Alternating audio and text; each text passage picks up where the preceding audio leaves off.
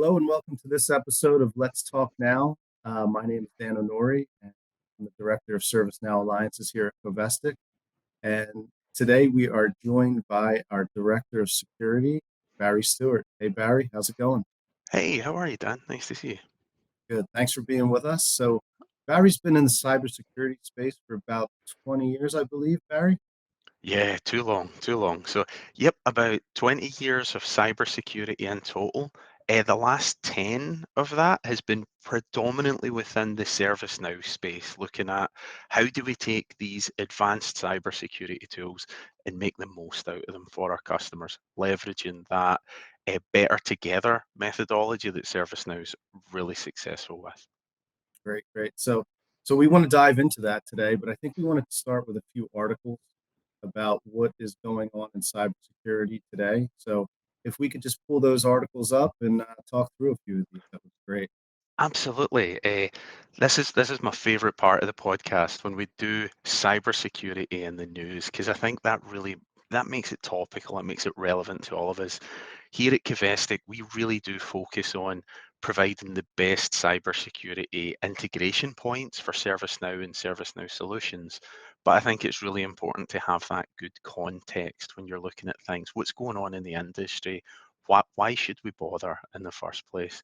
Sure. Eh, it's not a big shock to anybody that there's a shortage in cybersecurity professionals in the market. There's constantly press out there saying, "Hey, there's a shortage. We can't find the skills." I think the most recent Department of Labour statistic was somewhere around a 3.5 million job deficit. That's just an ongoing thing, and they're not expecting that to change anytime soon. What we're actually seeing now is a new risk, is people actually rethinking their choice of why did I get into cybersecurity? Because it's becoming an arduous task. In this recent survey, half of the respondents came back and said, look, ransomware has changed the game. Things are getting harder to stay on top of. It's harder to maintain that threat landscape. Uh, and it's just a recurring theme. One of the things I like to do when we're holding these sessions is we just pick the top 5 articles. What we're looking at right now are the top 2 articles that were on Google today, really just speaking to this ongoing crisis that we're reaching. That cybersecurity itself is becoming a bit of an untenable task. How do we maintain our landscape when we have all these millions of vulnerabilities, these things we need to patch or maintain or take care of? Uh, and it's there's a lot of analogies I've heard over the years. Are we boiling the ocean? How do we identify the right things to look after? Yeah. Every day there is a new, and again, this is just the next article down on Google today. Every day there's a new patch. Every day there's a new 0 day, a new part of that Internet of Things, the integrated landscape that we all live in today.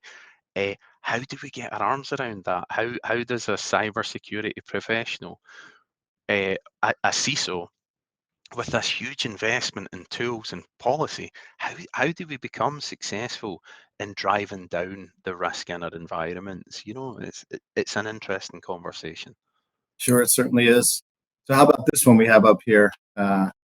This may hit close to home for some folks.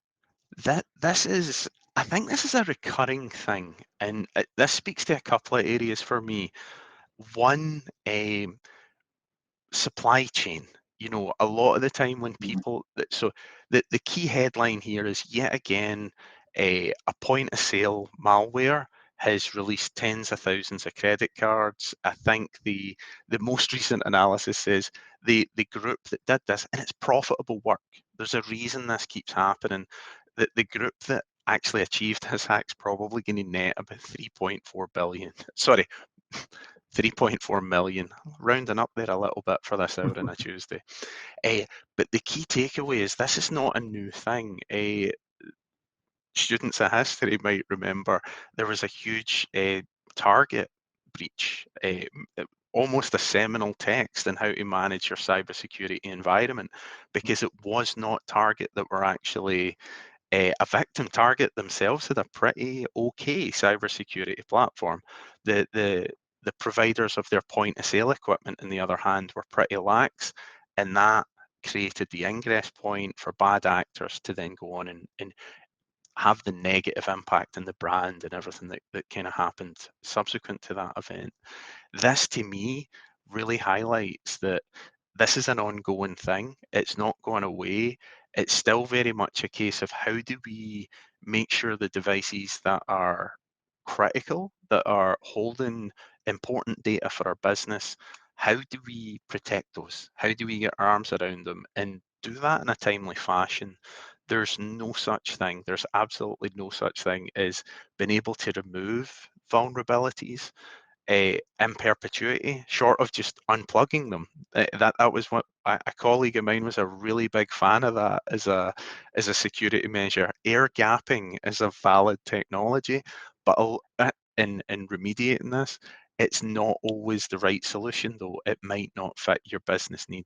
So when we look at these things, it's about reducing the life cycle these vulnerabilities have.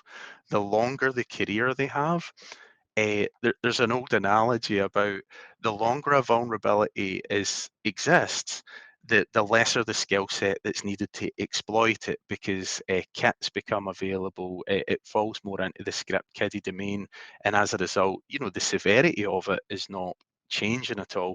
The accessibility is. So the real thing is trying to deal with them in a timely fashion. But when you're dealing with millions of vulnerabilities a day, how do we identify the right ones? How do we prioritize the correct things? Mhm. And how do we uh, avoid wasting our time with things that maybe are of lesser criticality? It may seem severe, but it's actually on a pretty benign business device that even if it was to breach, uh, it's low risk for us as an organization. That's an ongoing topic, and I think a lot of organizations are at the very early stage of that conversation. For me, these articles really do serve as a reminder that this is on, it's never mind ongoing. In a lot of cases, the analysis points that they're actually trending up. This is another good example Mhm. where we had another data breach. This time it's in the HIPAA area. We're dealing with Keystone Health. And what we're dealing with is a wide variety of their brands uh, actually suffered a major data breach again. In terms of reputation, in terms of repeat custom, that is a major implication. A lot of people, if they find out, hey, my healthcare provider is not taking care of my information, they may be a little bit more pragmatic about the healthcare provider they choose in the future. And there's obviously immediate, kind of recoil events that occur. Right. Impact on share price if you're publicly traded. There's a lot of different things going on there. Absolutely. Absolutely. I think we may have one more article here to take a look at. Let's I see. think this is Cybersecurity firms have clear green light heading into Q3 earnings. Yes. So I think this speaks to the other side of the equation, where cybersecurity professionals are maybe, you know, getting to that breaking point. We've got all of these things going on. Business is still booming. Organizations still need a valid security measures, be it cloud security governance, cloud security posture management, data loss prevention. These are clear imperatives, but the utilization of those tools, I think, as we go forward, and what I'd like to talk about a little bit is as we move away from the news articles, is that's really what Covestic specialise in, is how do we enable you to get the benefit of your spend. Hey, I have a global environment. I've invested in Palo Alto Prisma. I have a Qualys in place for my environment. How do I prevent burnout for my teams? How do I make sure that when we are focusing on a particular asset, application, or cybersecurity remediation activity, that effect is not in itself we're not using a sweat equity. We're not burning through our people to Right. remediate that risk. We're working efficiently. We're working effectively.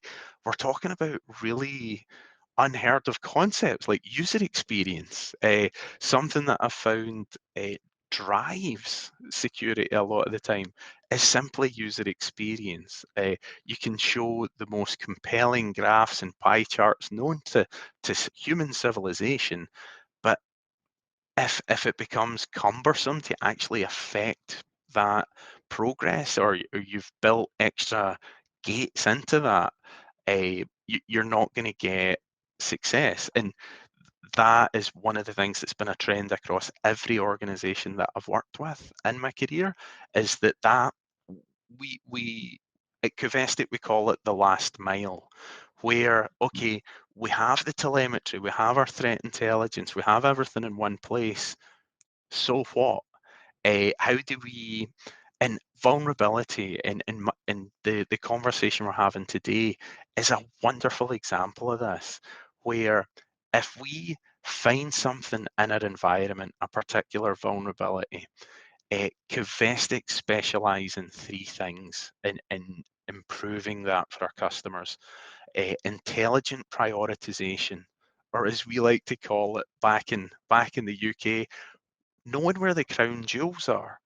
If we can identify what's important on your company network, well, perhaps these are the things we need to remediate in minutes. And in hours, they need to be dealt with a white glove service, with that very aggressive remediation.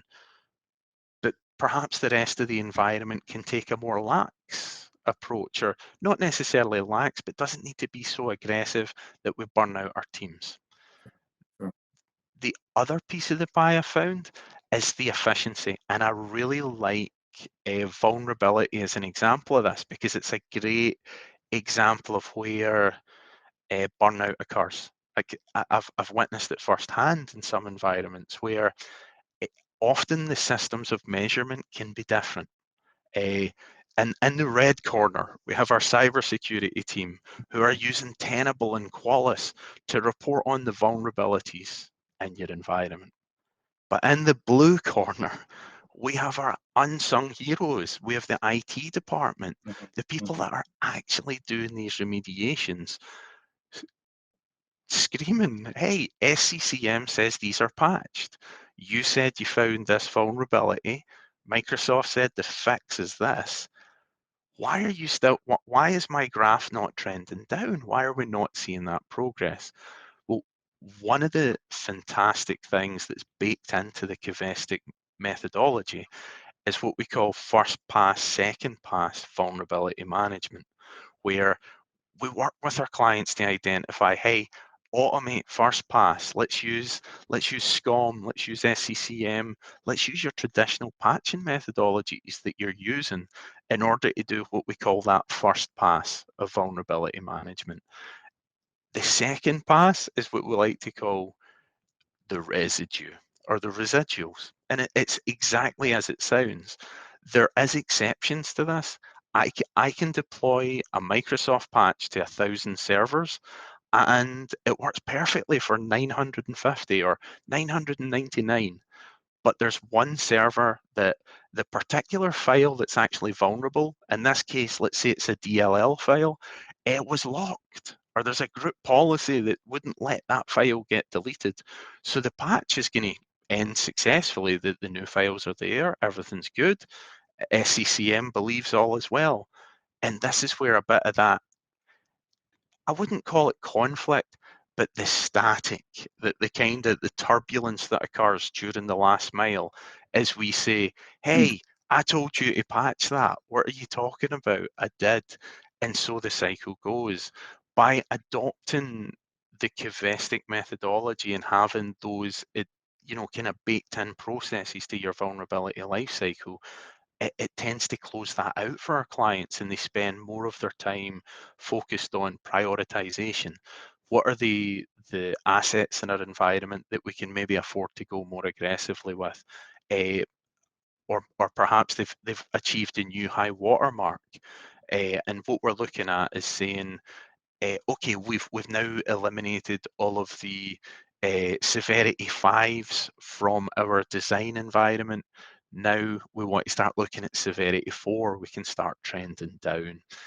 So these are key takeaways for me. And when I really want to call back to what we talked about at the start of our meeting, that there is a lot of burnout in the industry. It's incredibly difficult to find cybersecurity professionals at the best of times.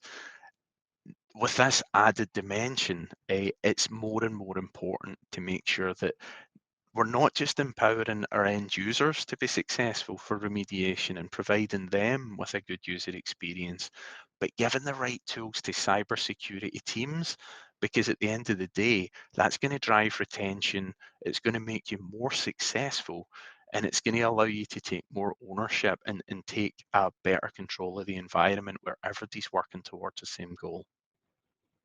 Well, thank you, Barry, for that deep insight. Really appreciate it. So, for the customers out there listening to the podcast, from your perspective, what are 3 recommendations that you would give when they're considering deploying this area of the ServiceNow platform?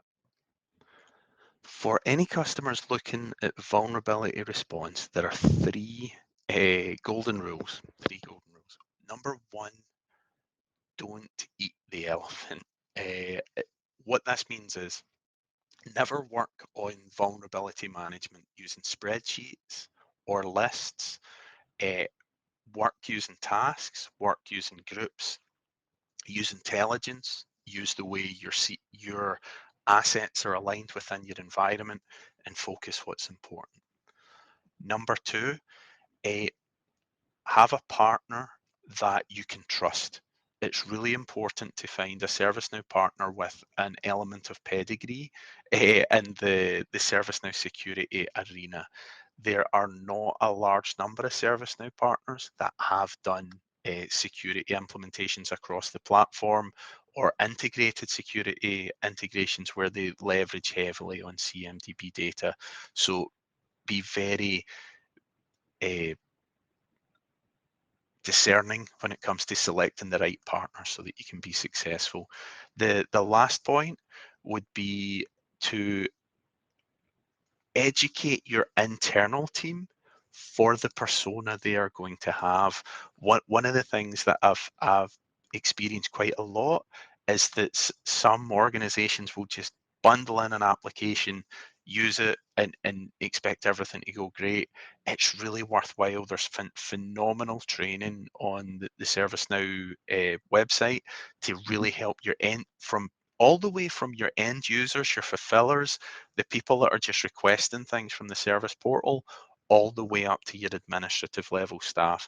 I really can't recommend that enough. So the 3 golden rules: don't eat the elephant, pick a good partner, and educate your people, because it will make it sustainable. There you have it, folks, from Barry. Well, Barry, listen, this has been great. And look, we love having Barry on board. And one of the reasons why is for what I like to call Barry. So we heard it. Don't eat the elephant and find the crown jewels. So great takeaways. But so Barry, it's been great having you today on this episode of Let's Talk Now, the Covestic podcast. We're going to wrap it up, and I just wanted to thank everyone for tuning in. Stay tuned if you want to reach out and have a call with Barry, talk about VR, SecOps, IRM. Please get in touch with us, and thanks for joining. Thanks, Barry. Thanks again, Dan. Appreciate it. You're welcome. Bye now.